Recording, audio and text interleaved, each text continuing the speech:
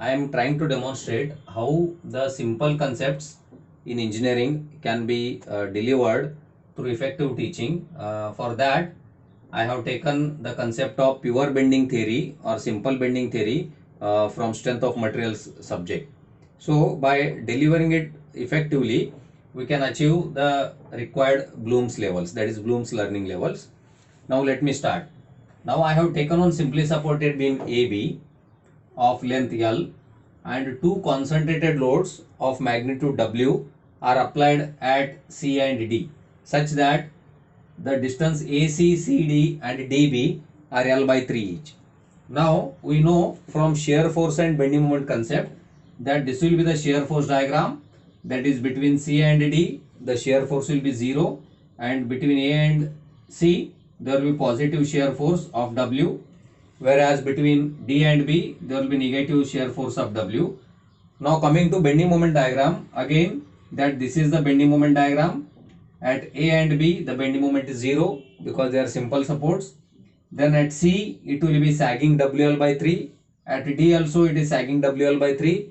Now that means this is the portion where the bending moment is remaining same, that is constant WL by 3, and the shear force is 0 for the same portion. That's why it is called as pure bending theory, because certain portion of the beam is free of any shear force and it is subjected to constant bending moment. So it is called as pure bending theory or simple bending theory. Now this equation is pure bending equation, that is m by I is equal to sigma by y is equal to E by R. Now let us see the meaning or significance of each term. Now let this be the cross section of this beam having width B and depth D. Now this is the neutral axis. Now I am assuming that this beam is of same material, that is homogeneous section, and therefore we know that neutral axis will obviously pass through the geometric center of the beam. That means this will be D by 2 and this will be D by 2. Now as the loads are applied, this beam will try to sag, it will try to bend in this manner, and therefore the moment of resistance will get set up in the cross section, so that above the neutral axis there will be compression, below the neutral axis there will be tension because of sagging action, and therefore C is nothing but the resultant compressive resistance and T is the resultant tensile resistance. Those are actually imaginary forces which are assumed to be acting at the center of that particular area.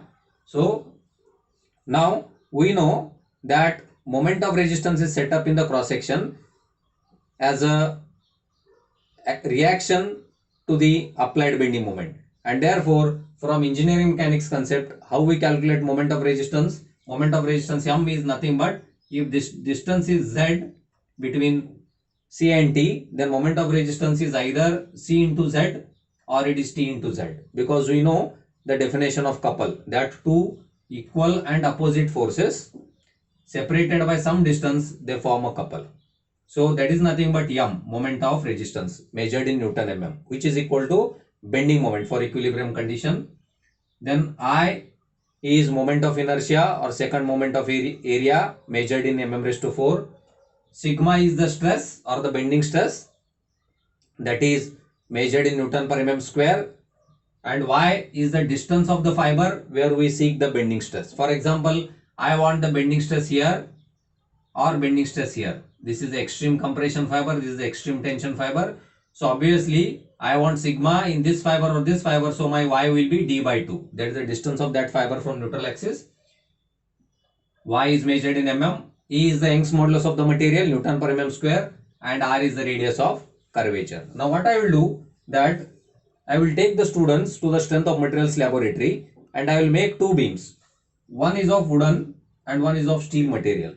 Now what I will do, that I will keep same length, same cross section area and both square cross section area, and I will color them with the same color. That means what? That I will take wood beam as well as steel beam. The length of both the beams will be 600 mm.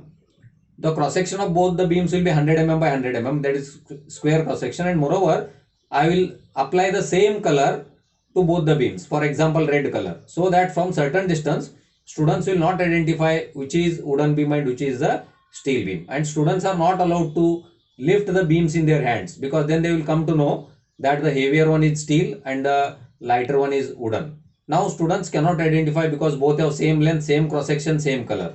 Now how to demonstrate now in the lab? Now what you do, that first take the wooden beam and again conduct the test in the universal testing machine for the pure bending theory.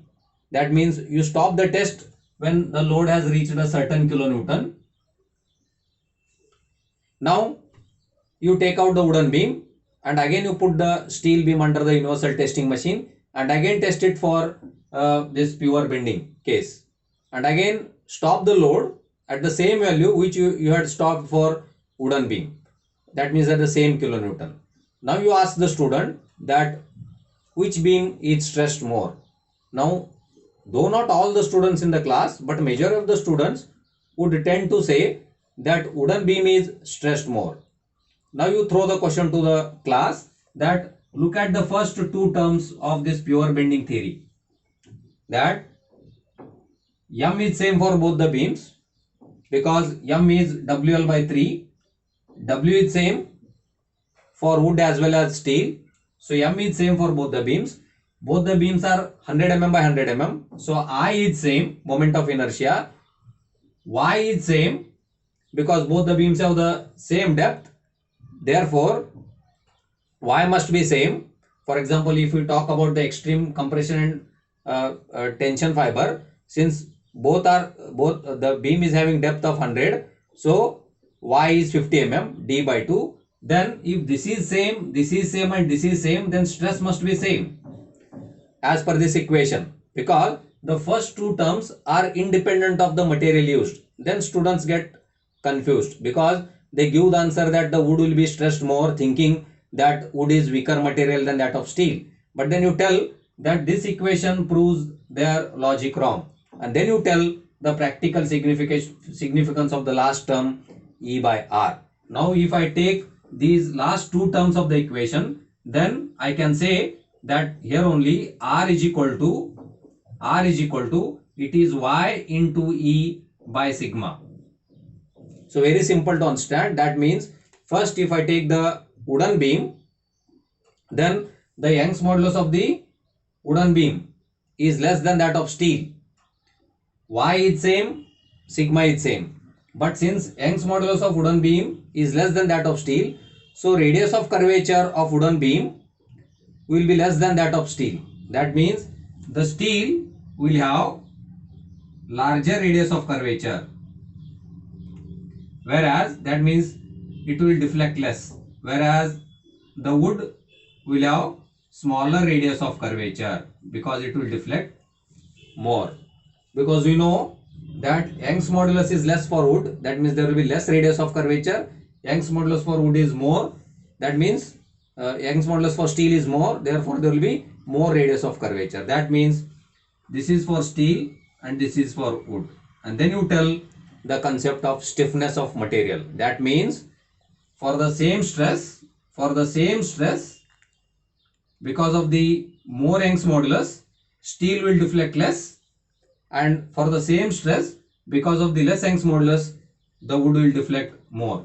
And that is what we study in strength of materials also, that EI, that is flexural rigidity, that is a multiplication of Young's modulus and second moment of area or moment of inertia. That means more the flexural rigidity of any beam, it will have more resistance to the bending, and less the flexural rigidity, it will have less resistance to bending. So many times students learn this pure bending equation just as a mathematical term without really understanding anything, and then when we ask really some critical questions which require higher level of thinking, then they don't answer it correctly, or they answer it half correctly.